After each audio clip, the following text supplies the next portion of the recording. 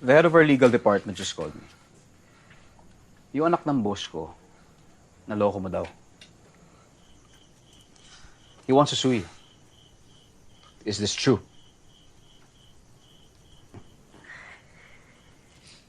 Ay, Dex. Dex, you stole money from these people. That's a crime, you know?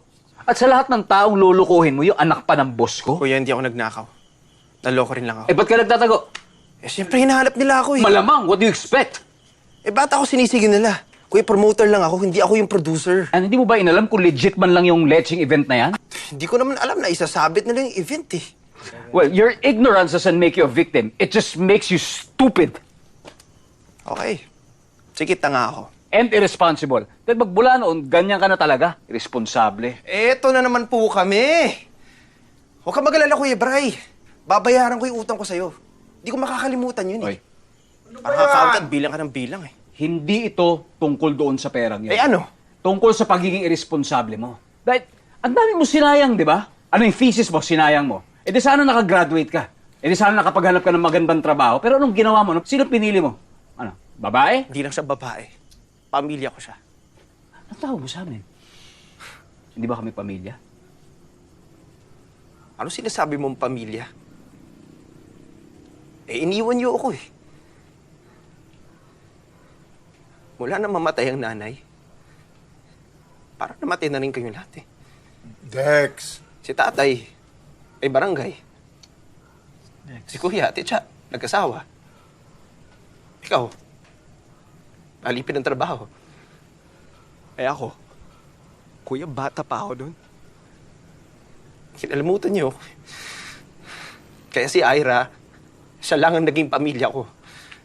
O nasaan na yung pinili mo? Nasaan na yung Ira? Nasaan? Dex, grow up! Stop fucking your life and stop fucking other people's lives, you fucker! You mean stop fucking up your life? Fuck you! Stoy! Dex, wag ka na sumagot! Yung bibig mo, Dex! Oh! Bibig ko! Oo, bibig ko talaga! Ano ba? Ang pa-perfect ng buhay niyo eh, no? Ano, Tetsa? Eh, bakit di natin pag-usapan mo gano'n ka-perfect yung babaero mong asawa? Huwag mong ipasa sa akin, Hindi! Dex! Hindi, pag-usapan natin to para malaman na lang, di lang ako olats dito. Yung asawa nito, hindi totoong nag-abroad.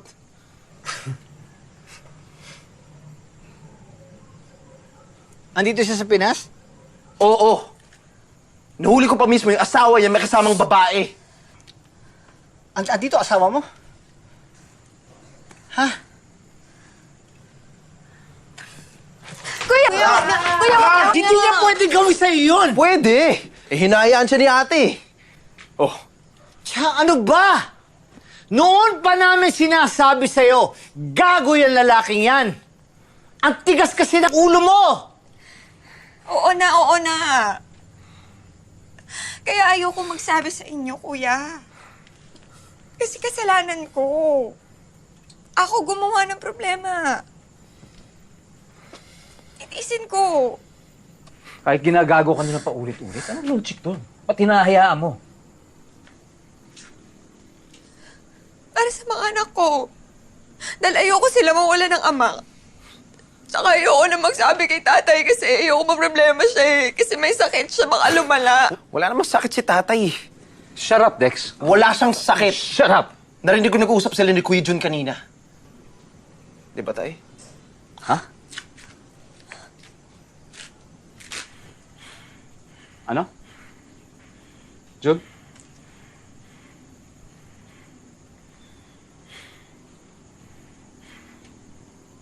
Tay. Kaya ba ayaw niyo magpatingin sa doktor? Hindi, ay, hindi nyo naiintindihan. Yes, sandali. Hindi.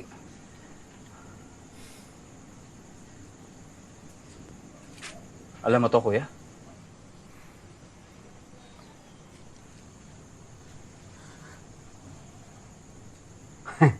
Ano, ginagago niyo lang kami? Hindi ganun, Bray. Hindi cancer ang sakit ng tatay. Mali yung unang findings sa kanya. Eh, ba't niyo sinabi sa amin kaagad? May balak ba kayo sabihin? O parang wala kasi. Ha? Parang wala. Nag-usap nga kami. Nag-uusap kayo. Kayo lang. O ikaw lang. Brian,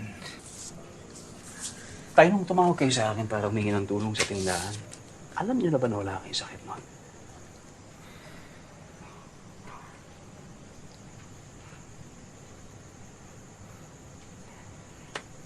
So ginamit niyo lang yung para tulungan ko si Kuya. Sinamantala mo naman. Pucha. Bray, hindi ko sinabihan si tatay na hingang ka ng pera, ah. Tay, di ba sinabi ko wag? Hindi. Ang intensyon ko lang naman tulungan yung tindahan eh. Gusto ko, magtulungan kayo magkakapatid. Tay, alam niyo ba yung pakiramdam na para kang charity case na kailangan laging tulungan? Sana tinirahan niyo naman ako ng konting dignidad. Sana pinaniwalaan niyo ako nung sinabi kong, Tay, sabi ko, kaya ko to. Hindi naman kasi magkakaganon yung kung na-manage mo ng maayos dati yun. Na napakayabang mo talaga!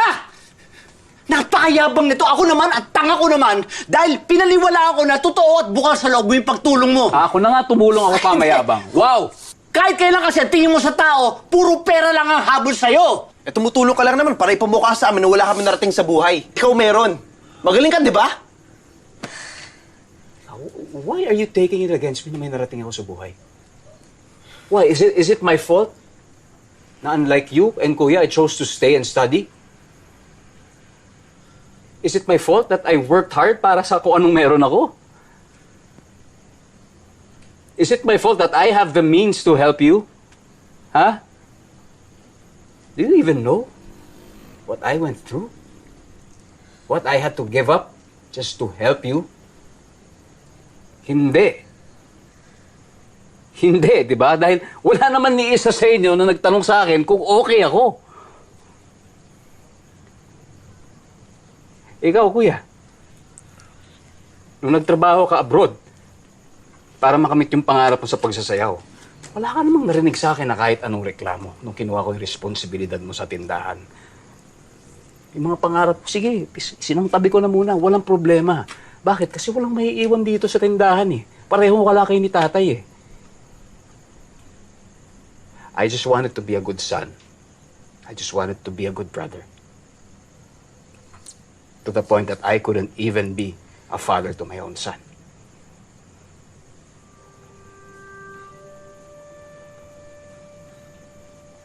Pero nung bumalik ka, parang walang nangyari. Ikaw pa rin ang magaling. Pero okay lang yun, dahil desisyon ko naman na umalis sa tindahan na yun eh. Alam mo kung bakit? Dahil pinakiusapan ako ni tatay na kailangan mo ang tindahan, na mas kailangan mo ang tindahan dahil ikaw may asawa at anak. Dahil ikaw, Kuya, may pamilya. Ako, wala. Kaya kayo. Kayo lang naman ang meron ako. Kayo lang ang pamilya ko. But why is it that you always make me feel that I am the enemy?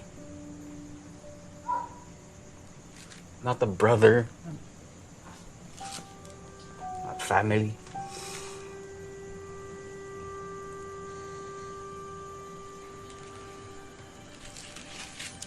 Right.